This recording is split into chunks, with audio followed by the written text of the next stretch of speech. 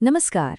आज हम कुछ ऐसे सरल अनुष्ठानों को समझने की कोशिश करेंगे जो हमारी जिंदगी में एक नई ऊर्जा और ताजगी ला सकते हैं।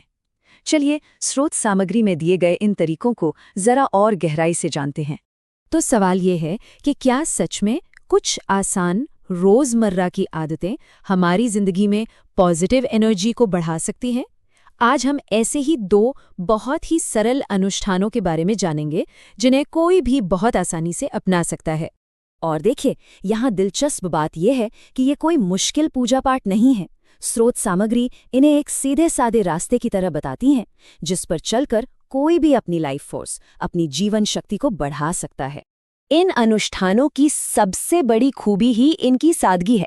मतलब इनको करने के लिए न तो कोई बड़ा खर्चा है और ना ही कोई बहुत ज्यादा मेहनत लगती है, और शायद इसीलिए इन्हें अपनी डेली रूटीन का हिस्सा बनाना काफी आसान हो जाता है। तो चलिए सबसे पहले बात करते हैं पहले अनुष्ठान की। ये है सूर्योदय के समय उगते हुए सूरज को जल अर्पित करना। अच्छा, तो इसके लिए चाहिए क्या क्या? जैसा कि हम देख सकते हैं, कुछ बहुत ही आम सी चीजें हैं। एक लोटे में साफ पानी, थोड़ी सी रोली, गुड़ का एक छोटा सा टुकड़ा और एक लाल फूल। ये सब कुछ आसानी से घर में मिल ही जाता है ना? और इसे करने का तरीका भी देखिए कितना सीधा है। सिर्फ 4 सिंपल स्टेप्स। सूर्योदय से पहले उठकर नहाना है, साफ कपड़े पहनने हैं, लोटे के पानी में ये सारी चीजें मिलानी है और फिर उगते हुए सूरज को अर्घ्य दे देना है। बस हो गया। हाँ, और अगर कोई चाहे तो इस अनुभव को और भी गहरा बना सकता है। सोर्स में ये भी बताया गया है कि पानी चढ़ाते समय सूर्य मंत्र या फिर गायत्री मंत्र का जाप भी किया जा सकता है, लेकिन हाँ, ये पूरी तरह से ऑप्शनल है। तो ये तो हुई सुबह की बात। अब आते हैं दूसरे अनुष्ठान पर। ये हफ्ते में बस एक बार रविवार की रात को करना होता है, और यकीन मानिए ये भी उतना ही आसान है। इस वाले रिचुअल के लिए तो सामान और भी कम चाहिए। सिर्फ एक लोटे में पानी और उसमें मिलाना है थोड़ा सा दूध, बस। अच्छा, तो ये जो प्रक्रिया है ये 2 हिस्सों में है।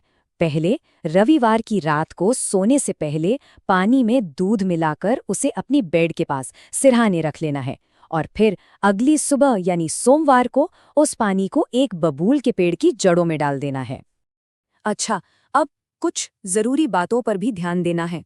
इन रिचुअल्स को सही तरीके से करने के लिए कुछ सावधानियां भी बताई गई हैं। देखिए, यहाँ सिर्फ काम करना जरूरी नहीं है, बल्कि उसे सही ढंग से करना भी उतना ही जरूरी है। जैसे सूरज को जल देते वक्त ध्यान रखना है कि छींटे पैरों पर न पड़ें, और जो पानी रात में सिराने रखा है वो बिस्तर पर गिरना नहीं चाहिए। मतलब थोड़ी सी सजगता जरूरी है। तो अब सवाल आता है कि इसे शुरू कब करें और कितनी बार करें।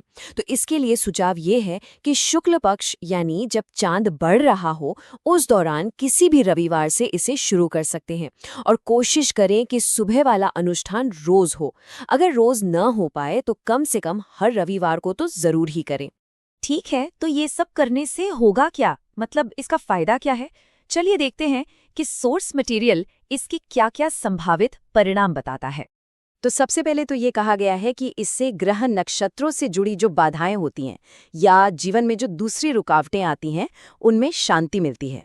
इसके साथ ही ऐसा माना जाता है कि ये हमारे आसपास की नेगेटिव एनर्जी को कम करता है, और जब नेगेटिविटी कम होगी तो जाहिर है जीवन में पॉजिटिविटी के लिए और जगह बनेगी, और इसका असर सिर्फ बाहर नहीं, हमारे अंदर भी महसूस होता है। ऐसा वर्णन है कि इससे मन में एक नई ऊर्जा, एक नया जोश और आत्मविश्वास जागता है। ये सिर्फ मानसिक ही नहीं बल्कि शारीरिक तौर पर भी फायदा पहुंचा सकता है। ऐसा भी बताया गया है कि इससे सेहत में भी सुधार आता है।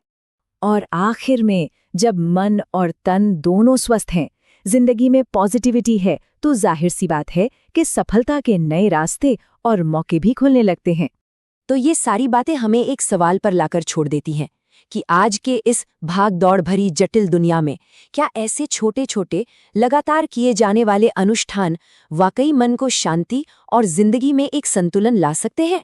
ये सोचने वाली बात है।